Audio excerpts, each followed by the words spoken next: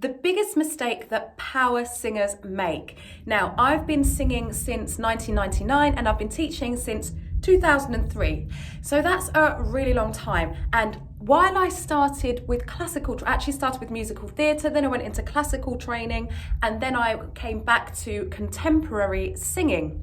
Now, what makes someone a power singer is someone who has very strong, powerful vocals. Now, there are some people who have very strong and powerful vocals because they are using the right techniques.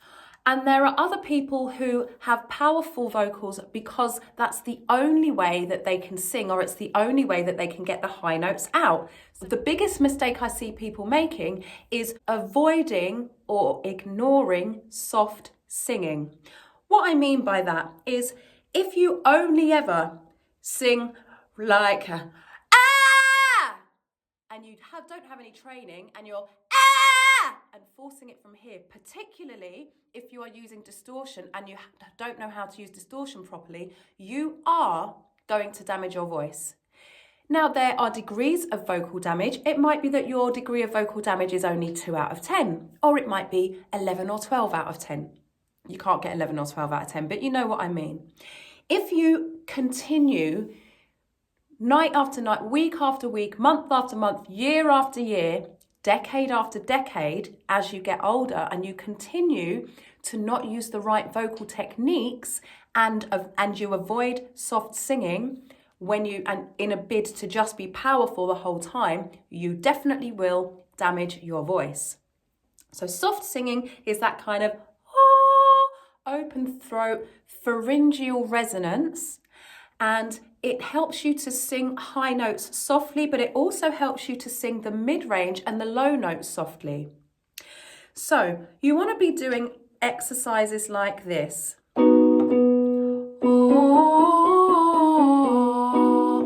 Now, it doesn't mean that you have to be going That's not going to help you. What you want is the right technique. You want to be able to sing all the way through your range.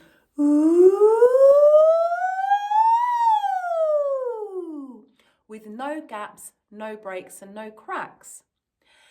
So you should be able to do that at different volumes and with different placements, and different sounds and different resonances. So you might want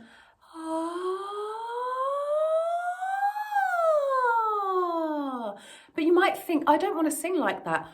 Maybe you don't want to sing like that, but you should be able to do that with the right technique in the correct way that protects your voice, rather than your vocal cords slapping together and stopping the air. And that is the reason that you get gaps and cracks in your voice. If you don't use the right techniques and you don't have much vocal control, your vocal cords slap together, because when we speak and when we sing, when we vocalize, make sounds, our vocal cords come together, and when they come together, they create high pitches, and when they're further apart and thicker, they create the lower pitches. Now, if your vocal cords are damaged, swollen, inflamed, then they can't create the right amount of space. They can't come together close enough to create the high pitches. And so because they're swollen, they bash together and they stop the sound from being made. So as soon as your vocal folds, vocal folds, interchangeable, as soon as they close, the sound stops. And what you can also experience is you might be singing away, screaming even, using distortion, and your voice suddenly stops and you feel choked and you start coughing and spluttering. And that's also because you're placing it in the wrong place. You don't ever want to be creating resonances, placing the sound. This is the technical part of the tutorial. You don't want to be placing the sound in your throat, which sounds strange because, of course, your vocal cords are in your larynx, which is in your throat. But you can't control your voice by trying to control the muscles around your throat. All that does is causes strain here, and as soon as you have strain anywhere, and especially if you have strain in your neck and in your throat, you're going to lose control of your vocal cords, you're going to lose control of your voice. So it's really important that you have a versatile approach to the way that you make sounds and the way that you sing. So even if you're never, ever going to sing a soft song, you still want to be able to produce soft sounds in the correct way so that you keep your voice healthy. And there are a few ways to do that. So I mentioned the kind of open throat sound. And you can do a really easy exercise. Exercises for this are very, very simple. Lip bubble, tongue trill, zzz, zzz, zzz. Those are all SOVT exercises. They're really good for warming up your voice. And what you want to do is have some of the air coming through your nose while you're making sounds. So I'm going to try and do it the wrong way first. So let's see.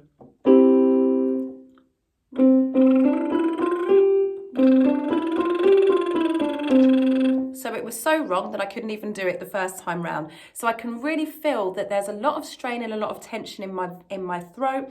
And because I don't really sing like that ever, when I do, it starts to get uncomfortable very quickly. It's already a bit uncomfortable. So if I was to continue.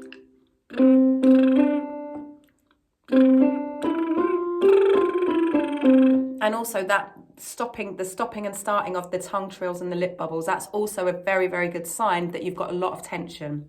So if I was to do that and then continue.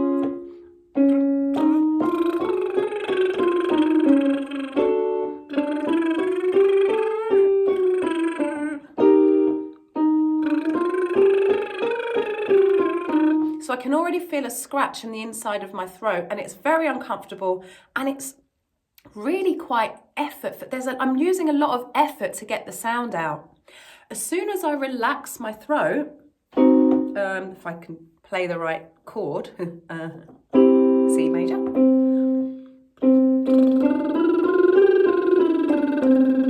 It's so much easier. It's pretty much effortless. So if you're finding that it's difficult to create a lip bubble or a tongue trill, lip bubbles, some people actually just can't do a tongue trill. So tongue trill is most people, unless you have had a cleft palate and lip. Sorry, I'm really sorry. Cleft lip. I don't think that's the correct term. But people who have a cleft palate and a fixed kind of lip, or there's a gap in their lip and then they have to have operations. I went to school with a girl for whom this was the case. And then there are other people who have an impenetrable lip, and those are people whose lips don't really come, the muscles doesn't really come down. It's very much an arch, and so it's quite difficult for those people to create lip bubbles. But if you don't have those medical issues, if you're not able to create a lip bubble, it's because of tension. So it's really important to, even if you find it difficult, you can just start with singles. I've created tension now.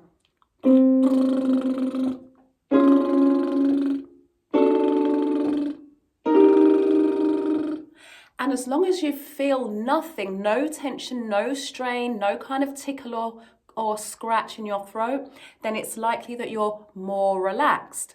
And then the more you're able to relax, the easier it is to sing and to make those higher notes. And of course, the mid-range, where you feel like it's high, but it's actually just where your lower range is meeting your higher range and your voice isn't sure what to do.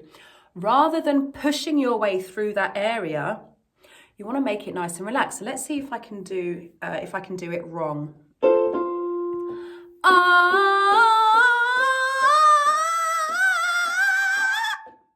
That's awful, awful. When I relax,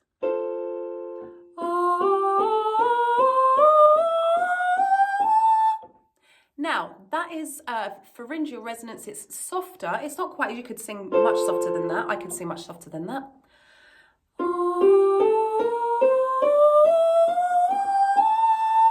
Now, if I had gaps in the range where I was singing different notes and there were some notes that I wasn't able to reach, that would be an indication that I had some kind of damage or swelling in my vocal folds, in my vocal cords, and that I would need to go and do some remedial work in order to heal my vocal cords so that I could then create healthy habits and sing more healthily. So that when I then come to sing powerful notes like, yeah! I can do that without causing any damage. I don't feel anything, and I'm not using any effort whatsoever. Let's see what happens if I tighten up. Yeah! All right, so there's a nice rasp there, but I can feel that it's scratching my throat, and that's not what we want. And the reason that I can sing clearly and powerfully is because I'm using a combination of my head voice, my soft voice, and my chest voice, my lower voice. I'm blending them together and I'm creating that powerful sound. Yeah! And then if I want to add distortion, yeah! I can add it in a way that's healthy and isn't going to hurt my voice. So I hope that this has helped you to understand a little bit more about the mistakes power singers make and how you can avoid that by using the right techniques. Start with the lip bubble, you purse your lips and blow through the top, relax your throat, let some of the air come through your nose. That's going to release the tension around in your body and around your vocal cords so that you can create healthier habits and start to sing more powerfully in a more healthy way that's going to give you control, stamina, and longevity. See you in the next video. Stay hydrated. Ciao!